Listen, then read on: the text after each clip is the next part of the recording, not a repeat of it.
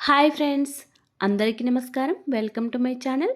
ఈరోజు మన ఛానల్లో మరొక కొత్త రెసిపీ వచ్చేసి పాలక్ పన్నీర్ కర్రీని చాలా టేస్టీగా ఎలా చేయాలో చూసేద్దాం. ఇలా చేసిన ఈ పాలక్ పన్నీర్ కర్రీ అయితే చపాతీ, రోటీ, బిర్యానీ, పుల్కా వంటి వాటిలోకి చాలా టేస్టీగా ఉంటుందండి. ఇలా ఒకసారి మీరు కూడా ట్రై చేసి చూడండి. అలాగే ఫ్రెండ్స్, మా ఛానల్ ఇంతవరకు సబ్స్క్రైబ్ చేసుకోకపోతే సబ్స్క్రైబ్ చేసుకోండి. పక్కనే ఉన్న బెల్ బటన్ని ప్రెస్ చేయండి ఫ్రెండ్స్. అప్పుడే నేను పెట్టే ప్రతి వీడియో మీకు నోటిఫికేషన్ ద్వారా వస్తుంది. మరెంతో సింపుల్గా చేసుకునే ఈ పాలక్ పన్నీర్ కర్రీని ఇప్పుడు చాలా టేస్టీగా ఎలా చేయాలో చూసేద్దాం. పాలక్ పన్నీర్ కర్రీ కోసం ఇక్కడ నేనైతే ఒక 400 గ్రామ్స్ వరకు పన్నీర్ని తీసుకున్నానండి. మీరు కావాలనుకుంటే తక్కువైనా తీసుకోవచ్చు, లేకపోతే ఇంకా ఎక్కువైనా తీసుకోవచ్చు. ఇక్కడ నేనైతే ఒక 400 గ్రామ్స్ వరకు తీసుకున్నాను. మనం తీసుకున్న పన్నీర్ను ఇలా మీడియం సైజ్ ముక్కలుగా కట్ చేసుకొని పెట్టుకోవాలి. తర్వాత స్టవ్ ఆన్ చేసుకొని ఒక గిన్నెలో కొన్ని వాటర్ వేడి చేసుకోవాలండి. ఇలా పాలకూరకి సరిపడే అన్ని వాటర్ వేడి చేసుకోవాలి. ఇందులోకి వాటర్ వేడైన తర్వాత ఒక టీ స్పూన్ వరకు షుగర్ వేసుకోండి. ఇలా చక్కెర వేయడం ద్వారా మనకి పాలకూర అనేది కలర్ చేంజ్ అవ్వదండి. అందుకే ఒక టీ స్పూన్ వరకు చక్కెర వేసుకున్న తర్వాత మనం తీసుకున్న పాలకూరను వేసుకోవాలి. ఇక్కడ నేనైతే ఒక చిన్నవి 4 కట్టల వరకు పాలకూరను తీసుకున్నానండి. ఈ పాలకూరను వేడి నీళ్ళలో వేసి ఒక 2 మినిట్స్ వరకు ఉంచుకోవాలి. 2 మినిట్స్ తర్వాత మళ్ళీ ఒక ప్లేట్లోకి తీసుకొని ఒక స్ట్రైనర్లో వేసుకోవాలి. ఇలా స్ట్రైనర్లో వేసిన తర్వాత దీనిపై నుండి కొన్ని చల్లటి వాటర్ని అప్లై చేయాలండి. ఇలా వెంటనే చల్లటి వాటర్ వేయడం ద్వారా పాలకూర అనేది కలర్ చేంజ్ అవ్వకుండా ఉంటుంది. ఇలా స్ట్రైనర్లో వేసుకున్న పాలకూరను ఒక మిక్సీ జార్లో వేసుకొని పక్కకు పెట్టుకోండి. ఇప్పుడు తర్వాత స్టవ్ ఆన్ చేసుకొని ఒక కడాయి పెట్టుకొని ఇందులోకి ఒక 2 టీ స్పూన్ల వరకు నెయ్యిని వేసుకోవాలి. కట్ చేసుకొని పెట్టుకున్న పన్నీర్ ముక్కలను ఈ నెయ్యిలో వేసుకొని లైట్గా ఫ్రై చేసుకోవాలండి. పన్నీర్ ముక్కలను నెయ్యిలో వేసే టైంలో వీడియో స్కిప్ అయిపోయిందండి. పన్నీర్ ముక్కలను ఇలా నెయ్యిలో లైట్గా ఫ్రై చేసుకున్న తర్వాత ఒక ప్లేట్లోకి తీసుకొని పక్కకు పెట్టుకోవాలి. తర్వాత మళ్ళీ అదే కడాయిలో అదే నెయ్యిలో ఒక 2 వరకు మీడియం సైజ్ టమాటాలు, ఒక 4, 5 పచ్చిమిర్చి, ఒక మీడియం సైజ్ ఆనియన్, కొద్దిగా కొత్తిమీర, కొంచెం పుదీనా అన్నీ కూడా కట్ చేసుకొని వేసుకోవాలి. మీకు పాలకూరతో టమాటా తినడం ఇష్టం లేకపోతే టమాటాను స్కిప్ చేయొచ్చండి. దీనికోసం ఒక టీ స్పూన్ వరకు పల్లీలు వేసుకోవచ్చు, లేకపోతే ఒక ఆనియన్ అయినా ఎక్స్ట్రా వేసుకొని ఫ్రై చేసుకోవచ్చు.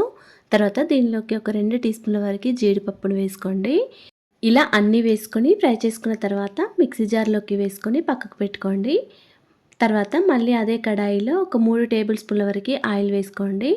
ఆయిల్ వేడయ్యాక ఒక టీ స్పూన్ వరకు జీలకర్ర ఆవాలు వేసుకొని ఫ్రై చేసుకోవాలి.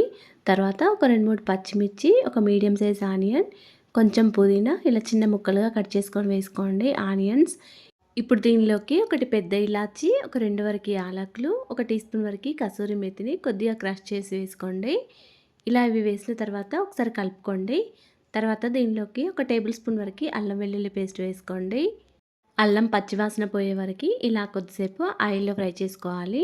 ఇప్పుడు దీనిలోకి ఒక టీ స్పూన్ వరకు గరం మసాలా, ఒక హాఫ్ టీ స్పూన్ వరకు పసుపు, ఒక 2 టీ స్పూన్ల వరకు కారం వేసుకోవాలి.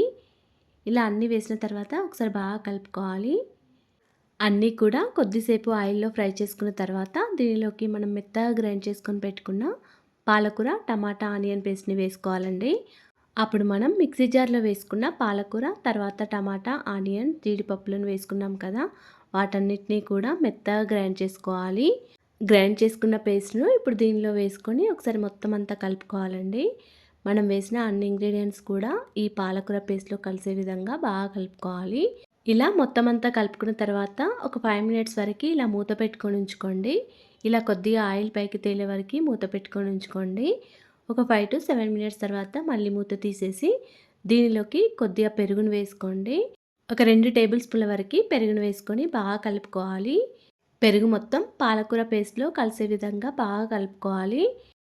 ఒక చిన్న టీ గ్లాస్తో 2 గ్లాసుల వరకు వాటర్ వేసుకోవాలి. ఇలా వాటర్ వేసుకుని మళ్ళీ ఒకసారి కలుపుకున్న తర్వాత దీనిలోకి మనం ఫ్రై చేసుకొని పెట్టుకున్న పన్నీర్ ముక్కలను వేసుకోవాలండి. ఇలా పన్నీర్ ముక్కలను అన్నిటిని వేసిన తర్వాత దీనిలోకి కొద్దిగా కొత్తిమీర వేసుకొని ఒకసారి కలుపుకోండి. అలాగే ఒక టీ స్పూన్ వరకు సాల్ట్ని వేసుకోండి. మీ రుచికి తగ్గ సాల్ట్ని వేసుకొని మళ్ళీ కూడా మొత్తం అంతా ఒకసారి బాగా కలుపుకొని మూత పెట్టుకొని ఉంచుకోండి. స్టవ్ని సిమ్లో పెట్టుకొని ఒక 15 మినిట్స్ వరకు ఇలాగే మూత పెట్టుకొని ఉంచుకోవాలండి. మధ్య మధ్యలో కలుపుకుంటూ ఇలా ఆయిల్ పైకి తేలే వరకు స్టవ్ని సిమ్లో పెట్టుకుంటూ పాలకూర గ్రేవీ మొత్తం ఇలా దగ్గరగా అయ్యే వరకు ఉంచుకోవాలి. అంతేనండి, ఎంతో టేస్టీగా ఉండే పాలక్ పన్నీర్ కర్రీ రెడీ అయిపోయింది. ఇలా ఒక్కసారి మీరు కూడా ట్రై చేసి చూడండి. అలాగే ఫ్రెండ్స్, మా ఛానల్ని ఇంతవరకు సబ్స్క్రైబ్ చేసుకోకపోతే సబ్స్క్రైబ్ చేసుకోండి. లైక్ చేయండి, షేర్ చేయండి. ప్లీజ్ మా ఛానల్ని సపోర్ట్ చేయండి. Thanks for watching.